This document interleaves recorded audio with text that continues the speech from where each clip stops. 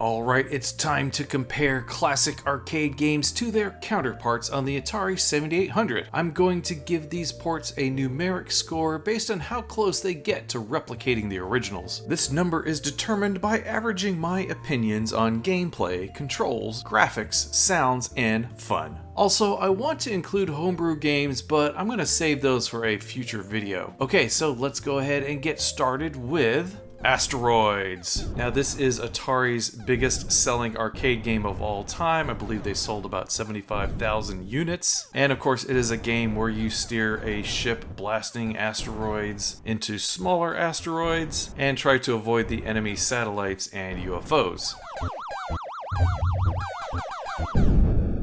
One of the most distinguishing features of Asteroids is the fact that it uses a vector scan monitor, and this allows for a very sharp resolution of what I understand is 1024 by 768. There wasn't a lot of memory to work with, so you'll notice that some of the asteroids look the same, only scaled larger or smaller. Kind of like a font, I guess. By the way, I heard this on the Ted Dabney Experience podcast. I definitely encourage you to check that out. So how well does the 7800 version do in replicating the original game? I mean, it does play very much like the original. However, the raster graphics means a couple of things. One, that you won't be able to point your ship in as many directions, and the color graphics really don't do a good job of replicating the original either. Another thing about Asteroids is the controls. Obviously the arcade used button controls, where the 7800 version uses either joystick or joypad controls. So in my opinion, the Atari 7800 version of Asteroids is a really great version. It just can't quite replicate the look and feel of the original in terms of both the graphics and the controls. With all that said, I'm going to say that Asteroids for the 7800 is about 90% like the original arcade game. Next we have Centipede, which is another one of Atari's biggest hit arcade games. All you have to do is shoot the centipede, avoid the spider, shoot the scorpion, and shoot the flea. I mean, come on, who doesn't know Centipede? I know there were games before Centipede that used the trackball, but very few did it better than this one. I mean, the controls are absolutely butter smooth. Not to mention how iconic the sounds are, especially that spider sound effect.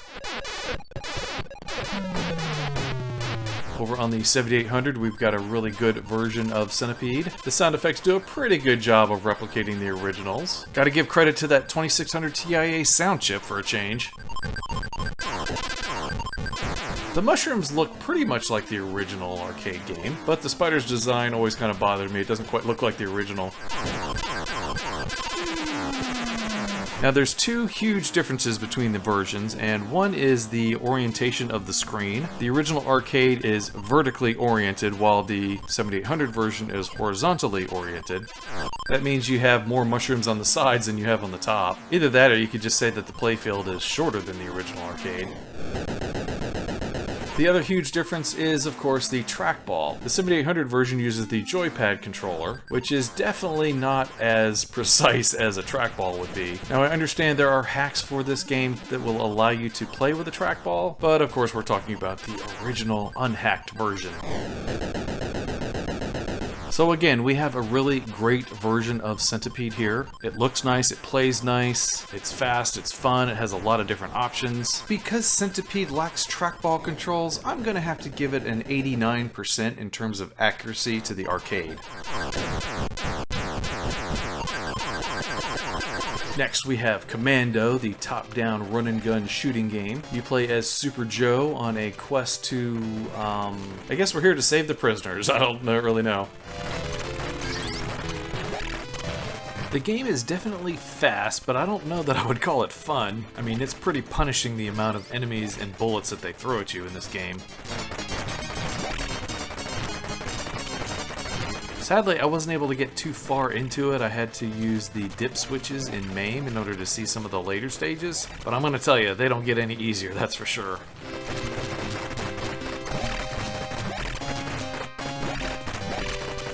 One issue that I do have with it is that sometimes you get stuck by the trees or any of the other structures in the game, and that kind of sucks, especially when you're trying to avoid getting hit by these bullets that are, again, pretty much everywhere.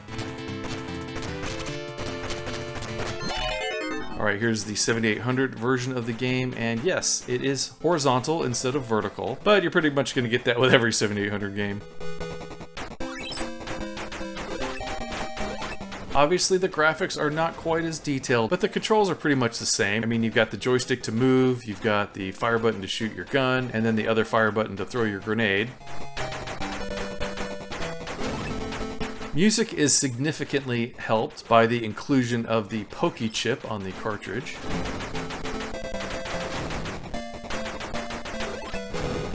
As far as I can tell, it's all pretty much here. I don't see too many cuts in the game. I will say, though, the 7800 version feels a little bit slower than the arcade, though. Thankfully, this version is a bit easier and therefore more enjoyable than the arcade. All that said, I'm going to have to give it a 92% accuracy rating.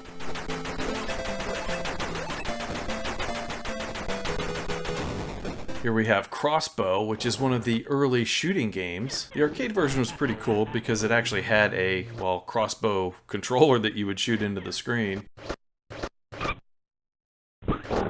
What you do in this game is you shoot all the objects that are threatening your friends here. You want to make sure that they get from the left side of the screen to the right side of the screen in one piece. Which means you have to shoot, you know, boulders flying in the sky, and birds attacking them, and monkeys attacking them, and arrows attacking them, and I don't know what it is, but for some reason these people are not very well liked. Now over on the 7800, you can see that this game has taken quite a graphical hit. The game is not nearly as colorful, but overall it does a pretty good job of replicating the original game's backgrounds. Now, one of the great aspects of this game is that you can use the Atari XE light gun. Yes, there was a light gun for Atari systems. Now, while that's a great benefit, the downside is that the accuracy of this controller is not really that great. And while it's not the best, I just prefer to use the regular controller. So for Crossbow, I feel it's about 82% is accurate to the arcade. I mean, it gets points for including light gun support, but the visuals lack detail and it's missing quite a few sound effects.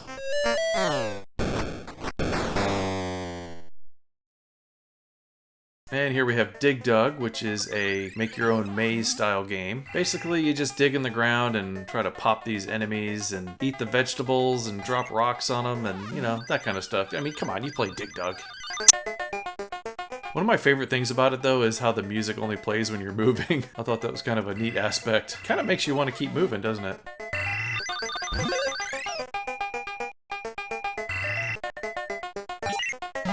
Now here's the 7800 version, and it's got some really good music and sound effects. I know, surprising considering the 7800 sound chip is so bad.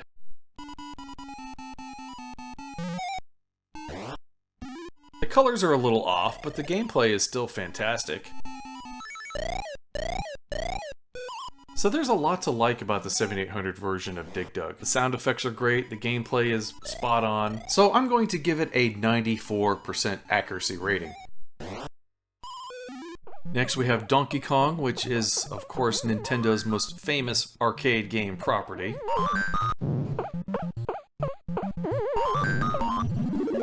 You might be wondering, how did Atari get Donkey Kong on their systems? Well, this was long before Nintendo got into the home video game business, so they were willing to license out their games to just about anybody. The original arcade game has 4 screens. You've got the barrels, you've got the rivets, you've got the springs, and you've got the cement factory. The sound effects are absolutely iconic, and the controls are, I don't know, kind of stiff if you're actually playing an arcade machine. It's a little bit better when you're using a Xbox 360 controller like I'm doing here. Now we get to the 7800 version, and this game is absolutely murder on anybody's ears. By far, some of the worst video game sound effects I have ever heard. Especially Mario's walk sound. It's just terrible.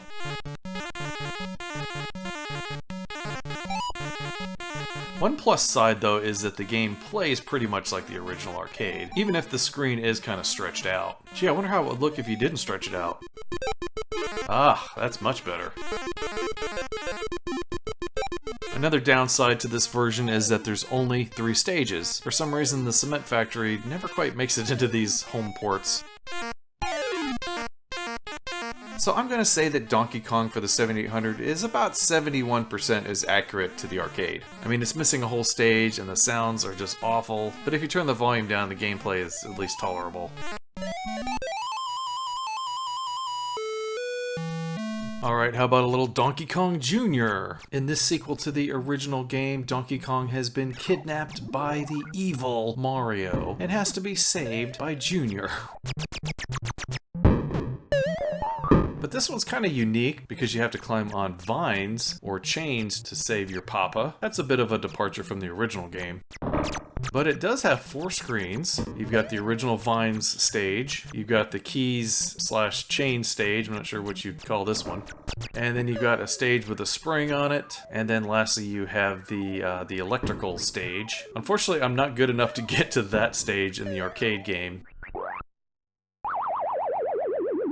But here it is on the Atari 7800. And that's one of the nice things about this version of the game is that it does have all 4 stages, even though the sound effects are just as horrible as they are in the original Donkey Kong home conversion. I mean, they really make my ears bleed.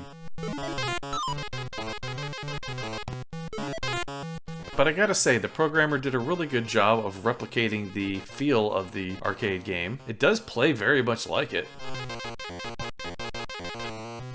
The details in the stages are actually pretty close to the original arcade. The one downside, of course, is the widescreen. I know I'm harping on that, but it does kind of bother me a little bit. In terms of accuracy, I'm going to give this one a 74%. The biggest downside, of course, is the sound effects. I guess if you can get past that, it's not that bad of a conversion.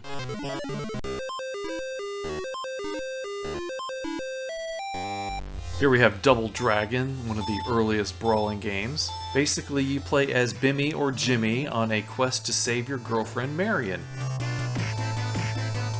In order to defeat your enemies, you have to use your fists, your feet, baseball bats, whips, chains, and of course, the game slow down as much as possible. To be honest, that really does help me, especially when there's a lot of enemies on the screen.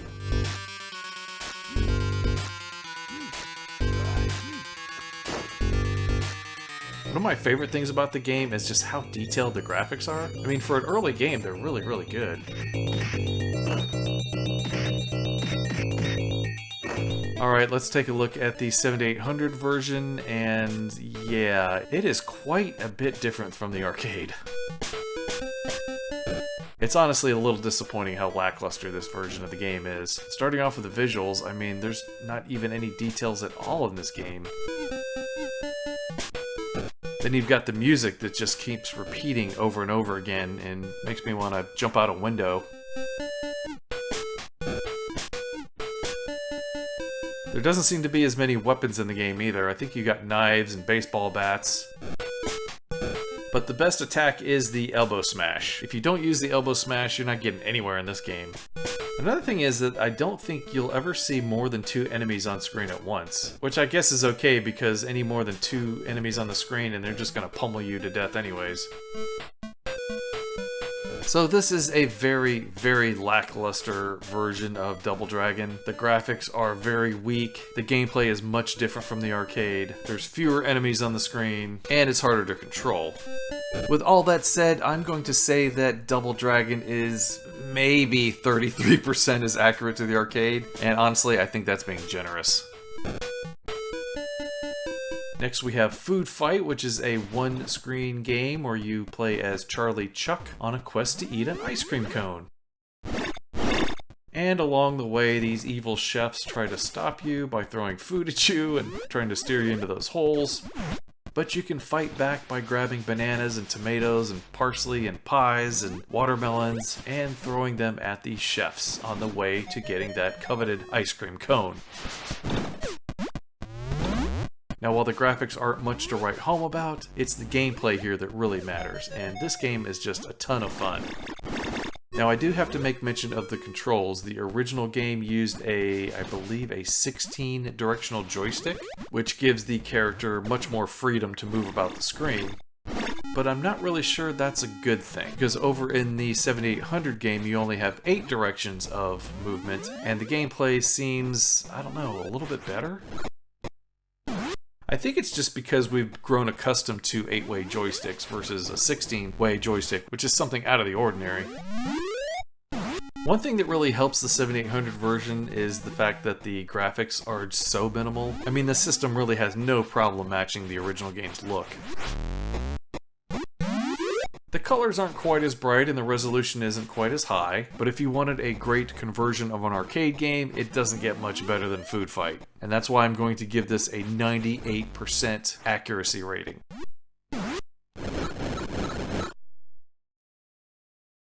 Here we have the classic game of Galaga, where you blast enemy space bugs that are running from you through outer space. The main goal of Galaga, of course, is to get that coveted double ship so that you can annihilate the enemies even faster. All you have to do is let your ship get captured, and then take out that evil enemy that captured it in the first place. The loop-de-looping just looks so effortless by the bugs. I don't know, I think I'd get dizzy if I were one of those bugs.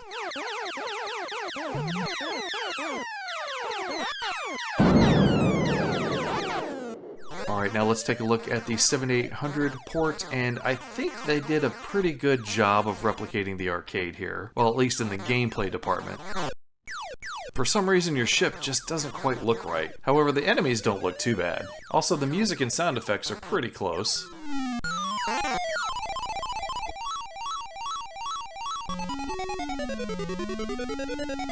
Now, for some reason, I've always kind of felt that the motion of the bugs as they're coming in doesn't feel quite right, but then looking at these two games side by side, it actually looked pretty good on the 7800.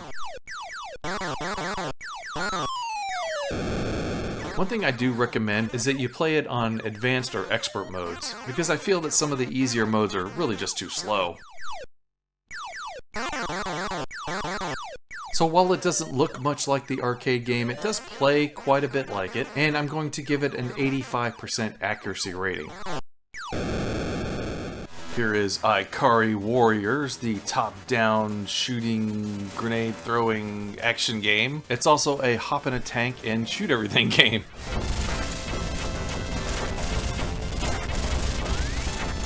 Now, the original game used a special type of twisty controller, and honestly, I don't really think it worked all that great. It might have been better off had it used just a regular joystick controller and, you know, a couple of buttons, one for the grenade and one for the gun. But I'll give SNK some credit for trying something different. My favorite part of the game, though, is hopping in the tank and just shooting everything. I feel invincible, which is nice because this game seems like it just goes on and on and on forever. That's definitely one of the downsides, in my opinion.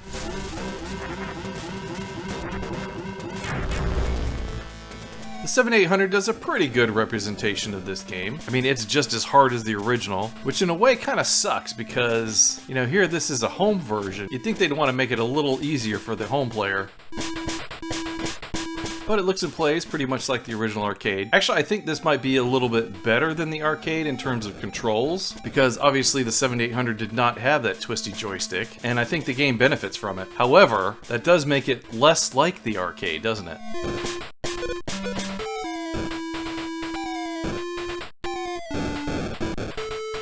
So for Ikari Warriors, I'm going to say that it's about 81% accurate to the arcade.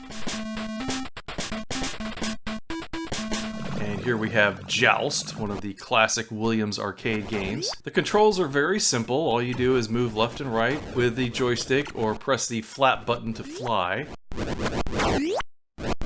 There's a certain level of inertia in the game as you flap your wings and try to move from left to right.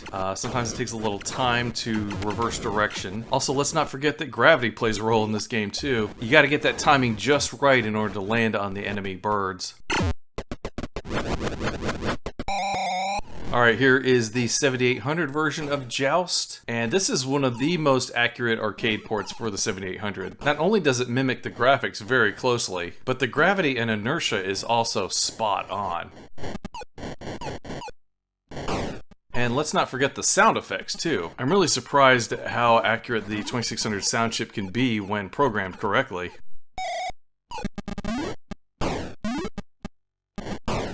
So in my opinion, Joust for the 7800 is like 97% accurate as the arcade. I mean, it looks like it plays like it, and it even sounds like it. Next, here's KLAX, the tile matching, color matching, line matching puzzle game. It's pretty simple. All you have to do is grab the tiles before they fall and drop them in the pit either horizontally, vertically, or diagonally.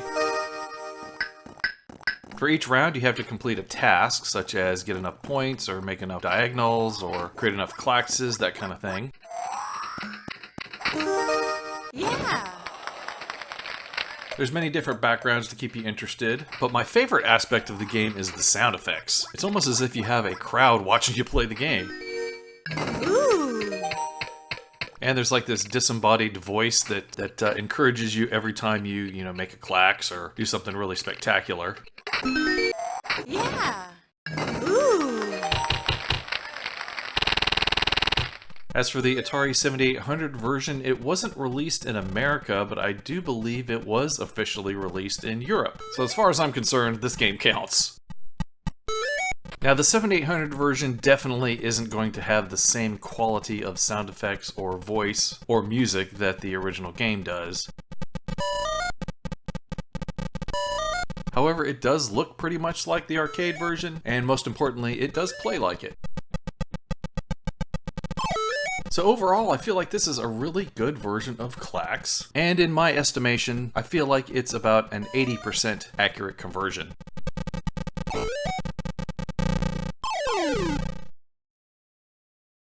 Next we have Kung Fu Master, which is a fairly simple side-scrolling action game where you kick and punch your enemies to try to rescue your girlfriend Sylvia. This game's pretty early, so I was surprised when I heard the voice that's in it. Definitely one thing you want to avoid is allowing the enemies to get too close to you, because then they'll grab you and, well, pretty much drain your entire life, which, I mean, I feel like that sucks. But I guess you're not much of a master if you're letting the enemy grab you. I believe there's 5 total levels in the game, and I'm lucky if I can even get halfway through the first one. This is a pretty tough game.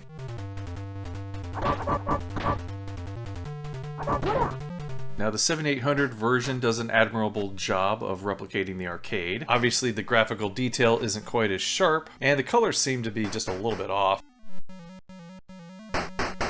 It does control pretty well, and the gameplay elements are there, even the one where the enemies grab you and drain all your health.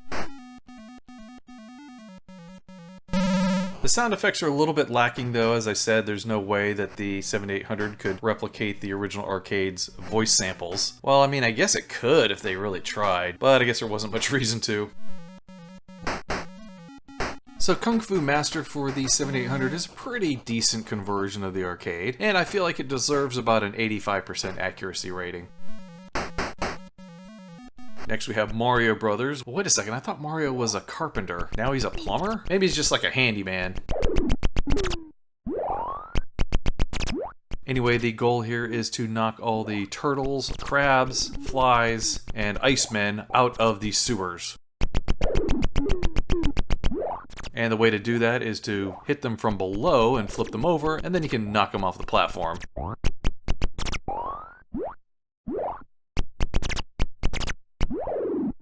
Here we have the 7800 version, and this looks very, very similar to the arcade. Again, though, we have the problem with the sound effects. They're just absolutely horrid. Has anybody hacked these games to make them sound better? I think that would be nice. So while the game plays pretty nice, I always felt that Mario's movement was a little bit choppy. It's not quite as smooth as it is in the arcade game, but that doesn't hurt the fun too much.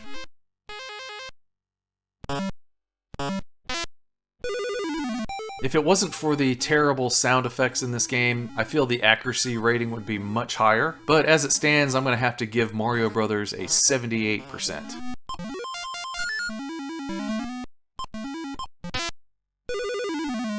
Here we have Mania, and obviously this is a wrestling game.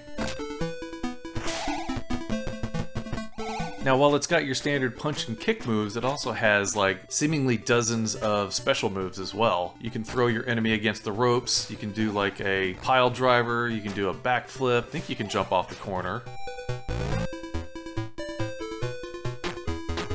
And even though I sucked at it, I gotta say, seeing all these different moves really kept me interested in the game.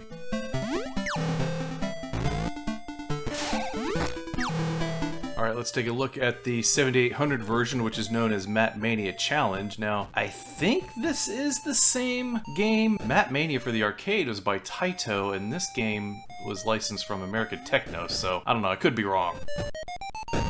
In any case, this game is still a wrestling game. It does feel quite a bit stripped down than the arcade version. But we still have some punch moves, some kick moves, some body slam moves, and it even has some music, which is not really that great.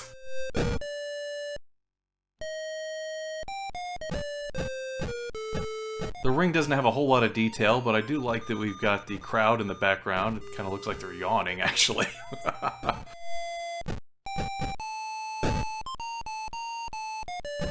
So as I said, I'm not totally sure that this is a conversion of Mania for the arcade, but if it is, I'm gonna say it's about 35% as accurate as that arcade game.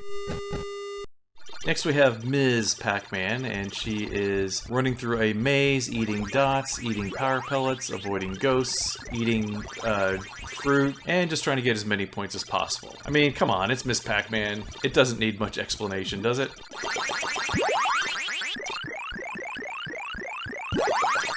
Here we have the 7800 version, and I understand that the folks who programmed the arcade version also did this one, which is pretty awesome.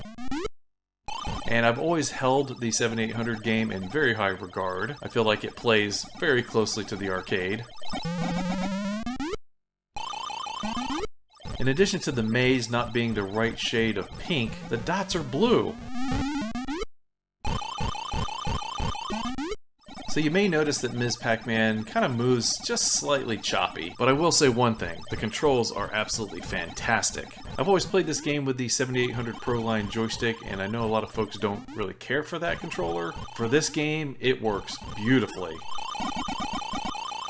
So Ms. Pac-Man for the 7800 has great controls and fantastic gameplay. The graphics are, you know, a little off, but not too bad. With that said, I'm gonna have to give it a 93% accuracy rating. This is definitely one of the best. Alright, next we have Pole Position 2, which is Namco's arcade racing game that Atari licensed. You get 4 tracks to race on. You have Test, Fuji, Suzuka, and Seaside, each with different backgrounds. The road animation is very smooth and conveys a nice sense of speed. Also, there's many frames of animation for your car, which is nice. Makes it look more realistic in my opinion.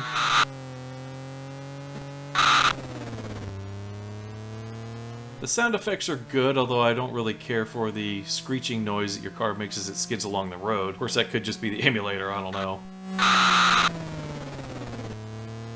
My favorite background, though, is the amusement park. I really wish we could drive to that and just kind of hang out for the rest of the day, but you can't.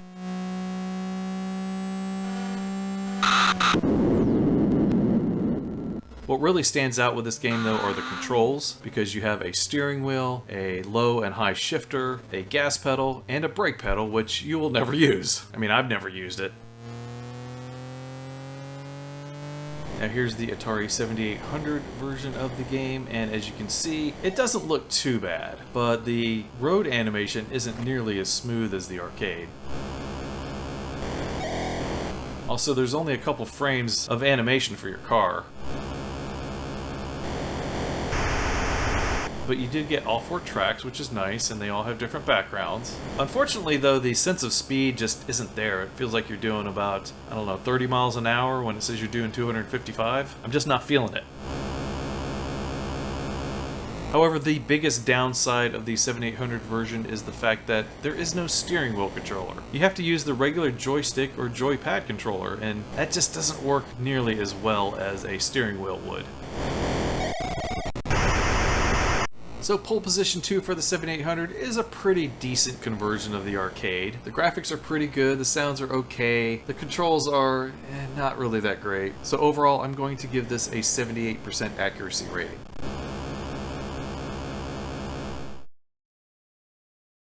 Alright, so here's Rampage, the monster smashing building game. You take the role of George, Lizzie, or Ralph. I mean, most people just pick George, right?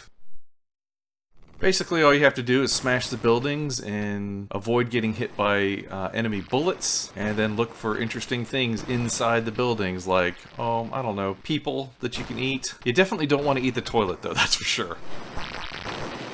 I really love the sound effects in this game. The smashing of the buildings sounds pretty realistic, I think. Once you smash all the buildings in the stage, you get to move on to the next one. If you lose all of your energy, you turn back into a human and skulk off in shame. Alright, here's the 7800 version, and look at this. It's pretty stripped down in terms of graphics, isn't it? I feel like the 7800 could do better than this. I feel like the sounds are just as lackluster as the graphics. It's just your basic smash sound effect. For the most part, the gameplay is the same. I mean, you're still smashing buildings and stuff. Probably the one thing that's good about this game are the controls. I mean, they're pretty decent.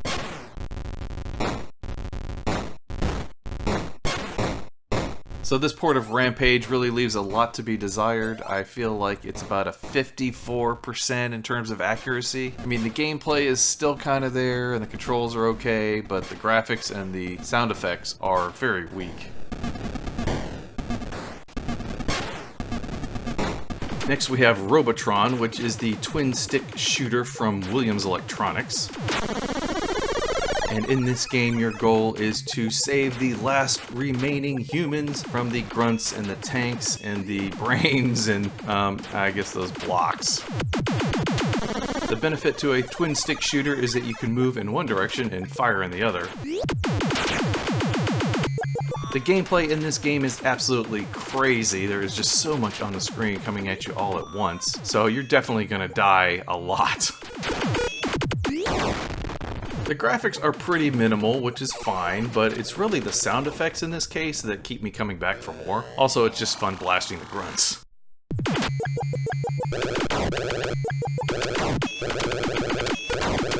Oh, and pro tip, if you want to stay alive, go after the enforcers first, because they just constantly pop out over and over again, so go after their little base things first. Alright, over on the 7800 we have a great version of Robotron. The graphics are fantastic, which is not surprising because they're kind of minimal. The sound effects are not quite as good as the original, but very, very good. The controls is one downside, because if you're just using a single controller, you have to shoot in the direction that you're moving. But the nice thing about this version of Robotron 2084 is that you can hook up a second controller and use it to fire with. So you can still have that twin stick control action like the arcade does. Of course, the downside is, how are you supposed to hold these two controllers? I guess you could just 3D print yourself one of these. So I think that Robotron 2084 is one of the best ports on the 7800, and I'm going to give it a 93% accuracy rating. It would be a lot lower though if it didn't have that twin stick control option. Alright, next we have Xenophobe, in which you play as a scientist who has to beam over to a space station and destroy all the alien infestation that's over there. Along the way, you can pick up lasers and bombs and different trinkets for points. You can also choose from a couple of different characters, and that's important because this is also a 3-player game. Now, while the graphics are pretty detailed, they're only shown in this very narrow strip on the screen. So if you're playing it by yourself, 2/3 of the screen is just blocked out. I mean, that kind of sucks. But I will say it's fun blasting the aliens, even though it does get a little repetitive over time. Alright, now here's the 7800 version, and of course the graphics are a little more simple, but I do appreciate that we have different rooms to wander through. It makes it a bit more visually interesting. Apparently you can only choose from this one scientist guy, which is fine because, I mean, the other characters don't have any special abilities or anything like that. One nice thing about the 7800 version, though, is you get half of the screen to play in this time, and that's because this is a two-player only game. The sounds in the game are not nearly as robust as the original, but, I mean, that's to be expected, especially considering that we only have the 2600 sound chip to work with. So Xenophobe on the Atari 7800, it's a pretty fun game, but as a conversion, I'm going to give it a 77% in the accuracy rating department. And lastly, we have Xevious, which is the top-down shooter from Namco. This is one of the first scrolling top-down shooters that I remember from back in the day. I mean, before this one you had, you know, Galaga and Gaplus and Galaxian, and they were all single-screen shooters, but this one scrolled, which blew my mind. Not only do you have to shoot the aerial targets, but you also have ground targets to worry about. You can shoot them by dropping bombs on them, and it's probably best to do that as quick as possible before they start shooting at you. You also have these tanks on the ground, so you have to plan where you're going to drop your bombs. It also includes this rather futuristic sounding music, which honestly I find a little annoying. If you can get to the end of the stage, you have to fight this boss. Basically, you just have to bomb it right in the middle, which is a lot easier said than done. Here's the Atari 7800 version, and while the graphics are not as detailed, it does retain the same gameplay elements. I mean, you still have to shoot the enemy flying objects and the ground targets.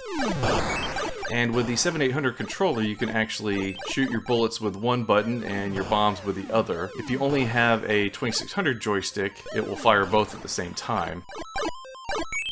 One thing that always bothered me about this version, though, is that your bombing reticule is a lot closer to your ship than it is in the arcade. That means I have to fly a lot closer to those ground targets than I would like. Surprisingly, though, the music is almost exactly the same as the arcade. I do wish the visuals were a little bit sharper, though. I mean, this is about half the resolution of the original arcade. But Xevious for the 7800 I feel is a pretty decent conversion. I mean, the gameplay elements are all still there. It's got some nice graphics and controls, and surprisingly accurate music. So in my opinion, I think it's about 87% accurate to the arcade.